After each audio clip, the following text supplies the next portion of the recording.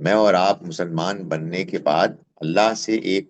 وعدہ کر چکے ہیں کہ ہم تیرے حکم شریعت کی پابندی کریں گے، کہ آپ جس امتحان میں ڈالے گئے ہیں اس میں آپ ایک مسلمان بقول آپ کے ابا کے بیٹے بنے ہیں، تو اس میں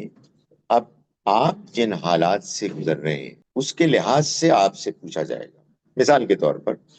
آپ کے ہاں بہت اچھی دین کی پریزنٹیشن ہوئی، آپ کی فطرت اس کی طرف اٹریکٹ ہو سکتی تھی،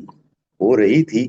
مگر آپ نے اس کو ریزسٹ کیا تو آپ پکڑے جائیں گے۔ دوسری ایک پاسبلٹی یہ ہے کہ آپ مسلمان پیدا ہوئے مگر ایسی پور پریزنٹیشن تھی ریلیجن کی کہ آپ نے کہا کہ یہ کیا عجیب چیز ہے، تو آپ دور ہو گئے اور آپ اپنی فطرت کے مطابق اچھے کام کرنے لگے۔ تو یہ تو وہاں جا کر ہی معلوم ہوگا۔ میں نے جو بات کی تھی وہ اصل میں اس ایزمپشن پہ کی تھی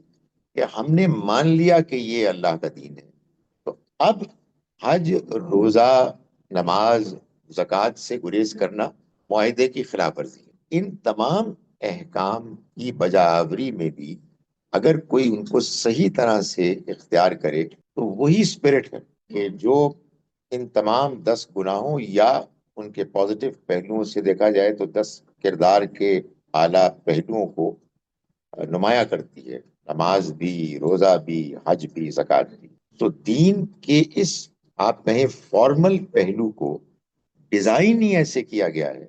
کہ آپ بہتر سے بہتر انسان بنیں۔